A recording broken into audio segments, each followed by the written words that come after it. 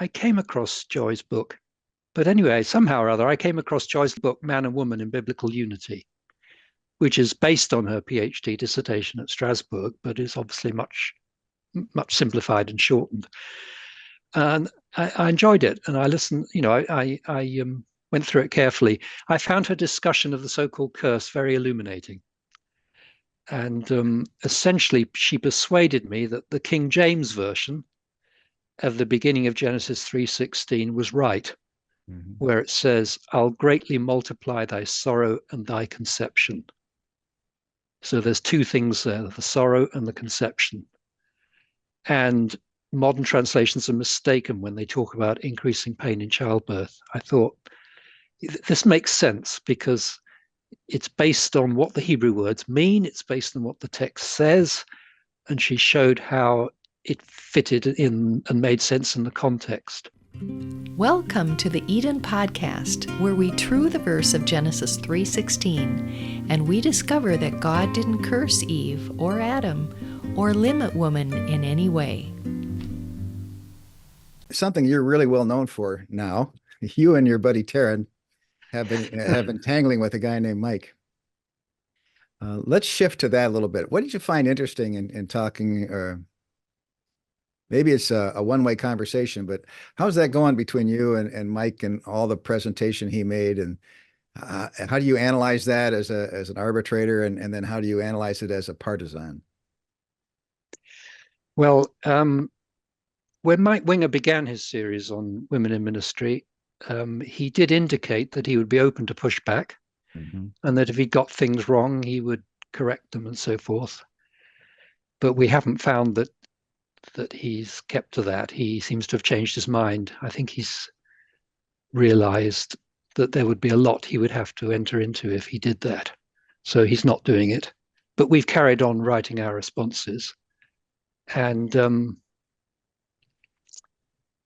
I think he's a very, very interesting phenomenon because he's a very genuine, sincere guy trying to do his best to serve God. You know, he's been a pastor. He now has this YouTube ministry. But it seems to be that what's happened is, you know, he's got excellent presentation skills, but his presentation skills are not matched by his skills of reading and researching and thinking, so that he makes just so many mistakes. He gets so many things wrong, and you think, oh, Mike, you know, he'll read what some theologian has said, some egalitarian scholar or complementarian scholar, and just completely misunderstand it. And you think, oh, Mike, if you read the next paragraph, you'd see that wasn't right. Or if you just read the footnote. And so it's been a very strange experience. You know, I've been trying to sort of process, you know, what is his situation? How can I understand him as a phenomenon? Because he has the most massive following, you know, 700,000 people on his YouTube channel or whatever it is, because people want someone to give them some solid teaching. You know, there's a great hunger out there for some solid teaching from the Bible, and they think they're getting it because he's done some research and they haven't. So they're not in a position to know that he's done his research badly because his presentation skills are excellent. And he's a nice guy. He comes across well. You know, he's sincere. He's got a bit of oomph and a bit of, you know, he's passionate about what he says. It's just unfortunate that so he gets just so many things wrong. And I sort of fear for him because, you know, who has he got around him to help him stay on the straight and narrow? You know, who's he got around him to check what he says and help him? Because he's getting into a situation of having a lot of power to exercise, and that's very perilous for any believer to be in a position of exercising power. You know, I just pray that he'll have the, you know, God will put the fences up round him that he needs to when he was getting going. This has been a couple of years ago. He got a hold of the Book of Eden, and he gave us some criticism. And he invited, you know, pushback and interaction. And so I wrote to him, and we, you know, ready to interact. And he said, don't give me the background for why you said this.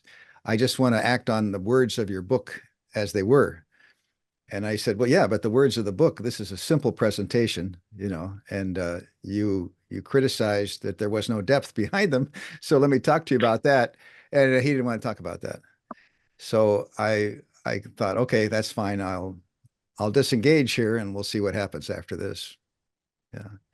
So what would you say has gotten the most attention with what you and Taryn have talked about in response to Mike? Or what argument that do you like best that you've been able to present to him? I have no way of judging what has had impact and what hasn't. We don't have 700,000 followers. So, I mean, the stuff that we put out on Terran's website gets views in the thousands, but I don't know how many thousand.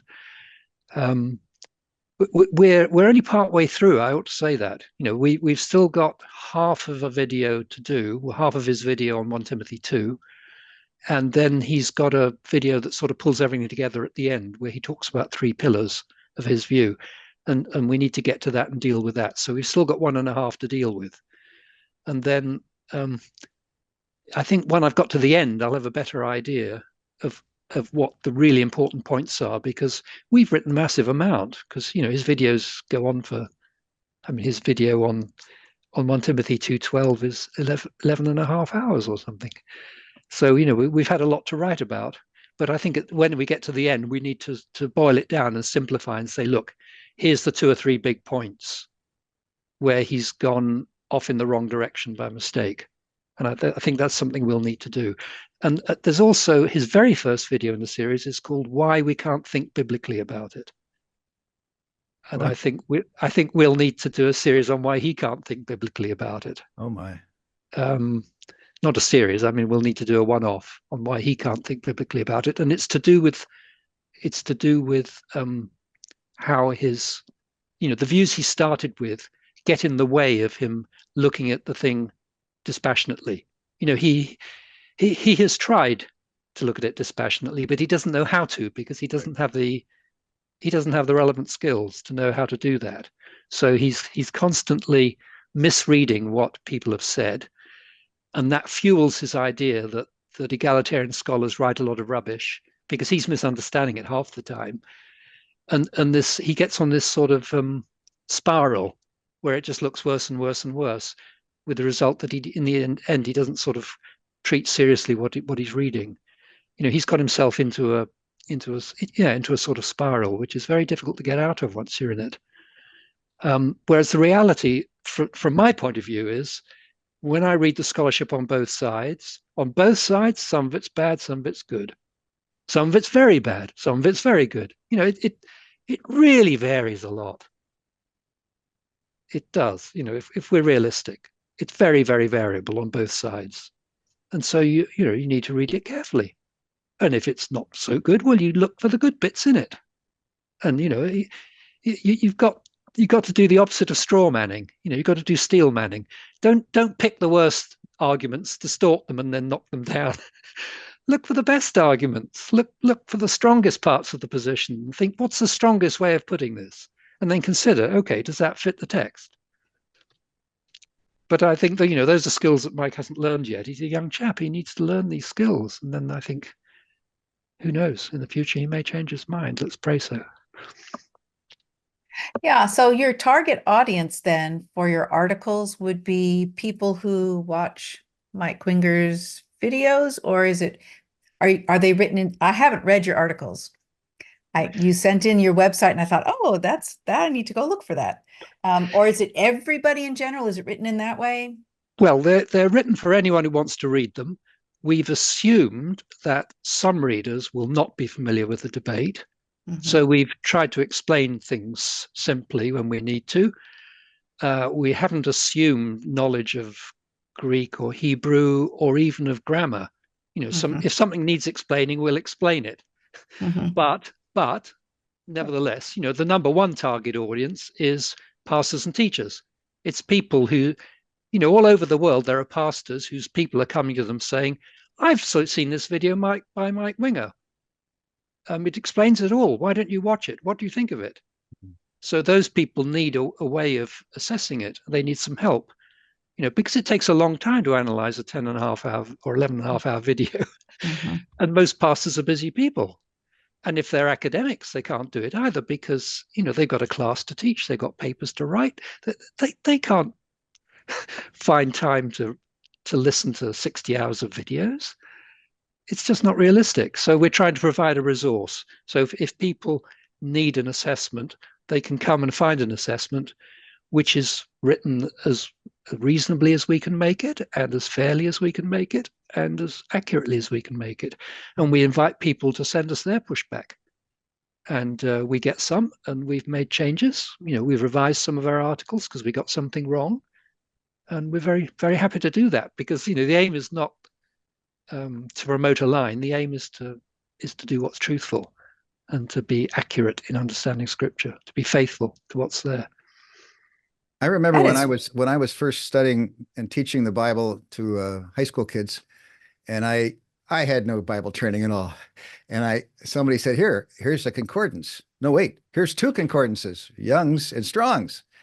Yeah. And they were huge books, and I was working on those, and I made this giant discovery that the one would come up with any time an English word was in the Bible, it listed the verse. And the other one, though, said anytime an English word is in the Bible, but I'm going to group it according to the original Hebrew words, and there might be 2 or 3 Hebrew words for the same English word. So I thought, well, I'm learning now that I didn't know what I didn't know. And I began to group things and learn things. And then when I went off to seminary, then they started telling me, I'd never heard the word pericope.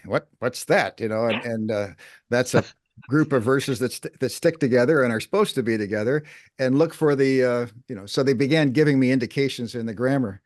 And I think there's a growth that a person needs to follow, especially if you're going to do teaching. You have to begin to understand these passages and look for that. I like that in your book. You talk about that in many places. Yeah, I'd like to say how much. I mean, for me, that's an area where I would say I've progressed in the last 10 years rather than in the first 40 years. We have at our house on Thursday nights international students, and we give them a meal and we open the Bible with them, divide into discussion groups and so forth. And these are a few will be Christian, mostly they're not. There might be Muslims, Hindus, Buddhists. And we've just learned so much from doing that the last 8 years, because it means, first of all, we've been forced to think how to explain clearly, but also we've been confronted week after week with the fact that these are people from a different culture, and the Bible that we're reading is a different culture again. And sometimes their culture is more similar to the Bible's culture.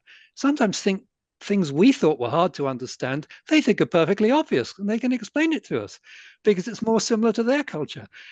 And it's just brought home to me how, because as Christians, we're used to reading the Bible, we forget that reading the Bible for us as modern Westerners is a cross-cultural exercise.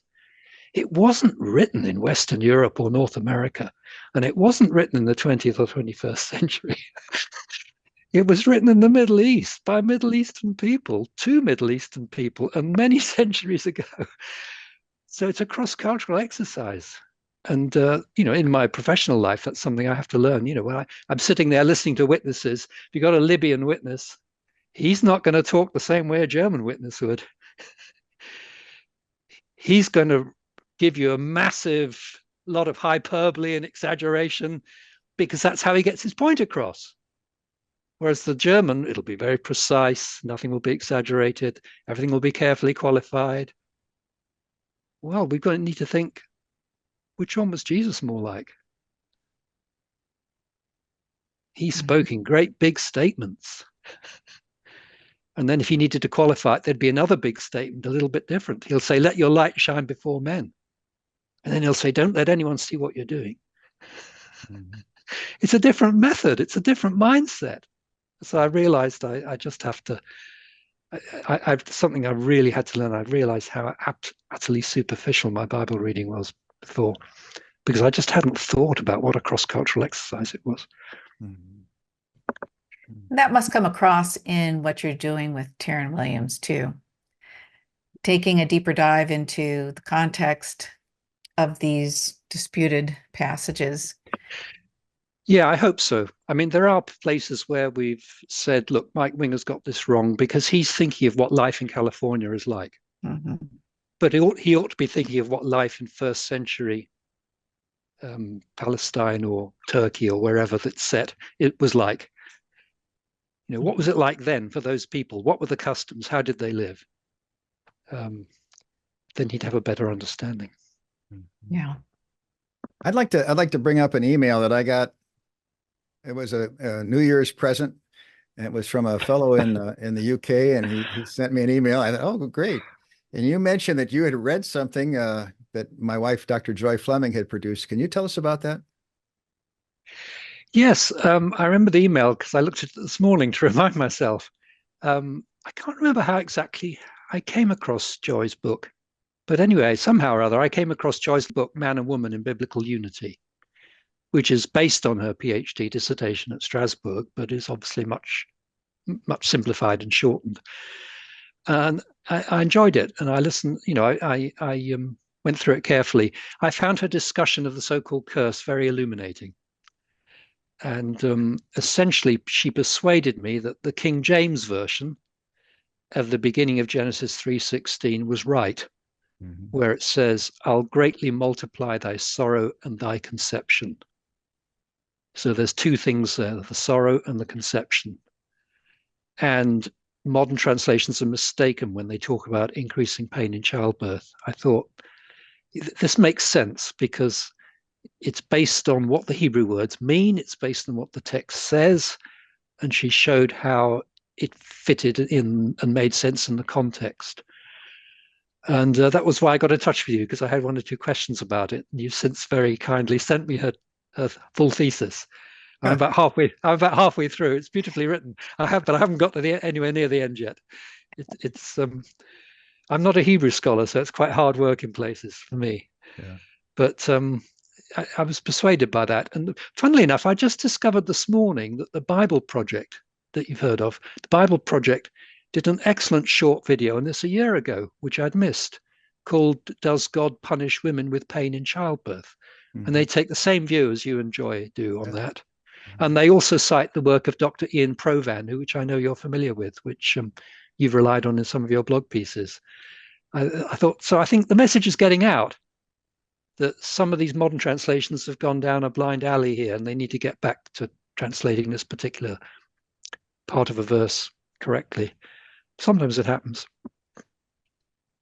I think we need to be very grateful to Bible translators. I'm not doing them down. It's a massive job and really important, and they do, but they can't, if they stop to re-examine every phrase of every verse, it would never be done. They have to follow to an extent what's been done before. Yeah. And yet, when we were in Africa, people thought God cursed 4 times in the Garden of Eden. And Joy said, no, actually, the Hebrew word curse is there only 2 times. God cursed the serpent and God cursed the ground. Yeah. And he didn't curse the man or the woman. And they said, well, maybe he didn't curse the man, but he sure cursed the woman. And so we said, no, wait. And they said, well, this pain in childbirth. And it caused a lot of problems, theologically. If God imposed an extra punishment on her, then if he's just, she must have deserved it. And therefore they said, God came down hard on her and all her daughters, and we must do the same. And so for me, that was just an alarm bell. Look out. This is something I hadn't noticed before. And we have to be very careful what happens in this important verse in 3:16. And it could only be male translators, couldn't it, that would mistake between conception and childbirth. Yeah, that's right. Conception is not painful. No, it's a mystery to us. Oh, look, we're pregnant. Yeah. So there's so much going. Of course, that's what we do here at True 316 Foundation. We work on that passage, getting the word out. And we appreciate your responsiveness to what she presented and how you took it up. Yeah, I'm going to do a second edition of my book, so I shall have to mention it in that. So you are already thinking about things that you would like to modify, nuance, change, or is it, what are you doing with a new edition? Yeah, well, it's not that I don't see the conclusions changing, but I do see some of the explanations changing Mm-hmm. because for me, the exercise of responding to Mike Winger and working with Terran has been very fruitful. It's forced me to think afresh about every issue, and in some of them, I've realized that there are some bigger points to make that I failed to make in my first edition.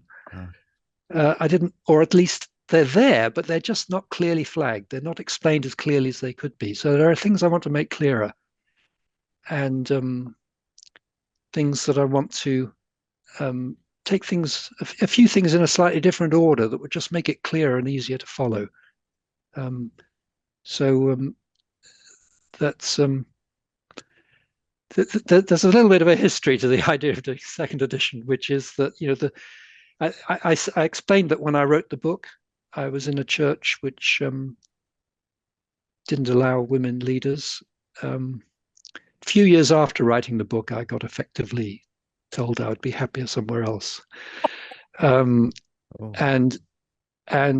the very week that happened, IVP were in touch with me saying, "Would you like to do a second edition?" So then I felt freed. I felt, yes, I can do that, and I don't need to be constrained by trying not to upset the leaders in the church I was in. I think it's good, the iterations. We had some, well, it was Joanne. It was you, Joanne. You told me TLDR. Mm-hmm. And I had a friend that looked at one of my blog posts and he said TLDR, and I had to look it up. Everybody else knows what it means. Too long, didn't read. So what we've been doing is we've been working on a little booklet. I got a mock-up cover here, but it's called The 4 Eden Insights. This is not anything we've done before. We're trying to put all of it down into 8 little pages.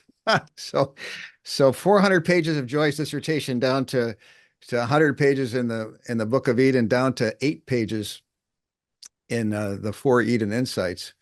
And it's a good exercise for us. We're also gonna do that, the same thing on the Ephesians Insights and the Timothy Insights and the Corinthians Insights. And there's so much you can't put in, so of course. So I'm trying to get people's attention, give them enough that they have something to work on, and then hopefully they can say, well, I'd like to learn more.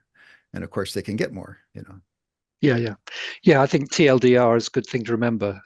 My book is written for pastors and teachers and people who want to seriously study it. And when I do the second edition, they've asked me to do a 140-page book as well at the same time. Oh, so something short with small pages and big print, people just pick up and read through quickly and easily. Yeah. So I think it's a great exercise, trying to boil it down to the important points. Mm-hmm. Well, and really you have that actually already, because each of your chapters has a summary. It does and have some a questions summary, to think about. I mean, if I thought to myself, if I was going to, it's a sizable book, and I wouldn't want it any smaller, just like I wouldn't want Joy's dissertation any shorter, because I want to have all of that research. And at the same time, if I want to share it, I would want some summaries, because not everyone is going to eat that up. Yeah. Well, IVP have told me with the second edition, I can make it 200 pages longer if I want to. Awesome. That's awesome. Okay. So I shall have both. I shall be able to put more in, but also boil it down. Yeah. Well, that's good. You've got a friendly publisher for working with you. That's excellent. Yeah. Let's hope they continue so. Yeah.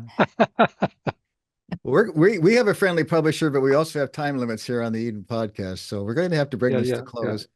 Yeah. We're going to keep tracking. And if people want to know what Andrew Bartlett is up to and what he's writing, we're going to have links in the show notes for you. And he's on YouTube. He's on the notes. He's got his books. Look him up on Amazon. So we're very grateful to you, Andrew, for your time with us today. Thank you very much, Bruce and Joanne, for having me. It's been a pleasure to talk to both of you. Right. Yes, really lovely. True 316 Foundation is the home of the Eden podcast. Join us for $3.16 a month or more. Let's true the verses on the key passages on women and men. Go to true316.com/partner. True 316 is strengthening and encouraging many, and we're getting stories every day of lives changed through our ministry.